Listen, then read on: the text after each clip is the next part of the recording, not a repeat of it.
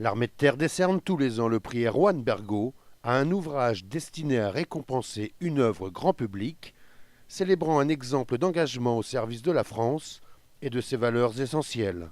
Le prix Erwan Bergot affirme ainsi la reconnaissance d'un état d'esprit commun à la société et à l'armée de terre. Ils le font parce que c'est leur métier, bien sûr, mais ils le font surtout parce qu'ils savent que la défense de leur sécurité et donc de la prospérité des Français n'est plus désormais réductible aux seules frontières de l'Hexagone, ni même aux seules frontières de notre vieille Europe.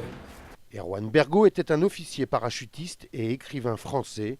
Il aura excellé comme soldat et comme romancier. Le trophée, façonné par la main de Virgile, sculpteur, peintre officiel de l'armée, a été décerné à Michel Bernard pour le corps de la France. Je suis particulièrement heureux de vous remettre au nom du jury le prix littéraire de l'armée de terre Erwan Bergot édition 2010. Je suis très ému. La qualité du jury, l'endroit, qui est prestigieux, les Invalides, et puis ce prix qui a déjà 14 lauréats, avec des noms prestigieux de la littérature contemporaine, et puis de grands officiers.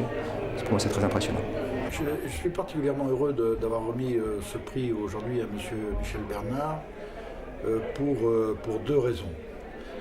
La première raison, c'est effectivement la consonance particulière, 70 ans après la campagne de 40, et puis un témoignage fort sur ce qu'a pu être à un moment difficile pour notre pays, le comportement d'un certain nombre de Français.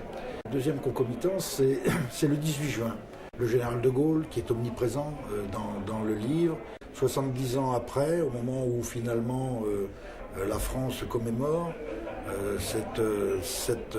l'appel de cet homme qui, comme le dit Michel Bernard, allait rapporter la France à la France, la mort du général Bijard, grand soldat, mais qui disait une chose très vraie, c'est que la culture, ça parle d'abord au cœur avant de parler à l'esprit. Michel Bernard a dédicacé son œuvre, mais il est déjà tourné vers l'avenir et un nouveau projet. L'écriture d'un nouvel ouvrage sur Maurice Genevoix et pourquoi pas un nouveau prix littéraire en 2011.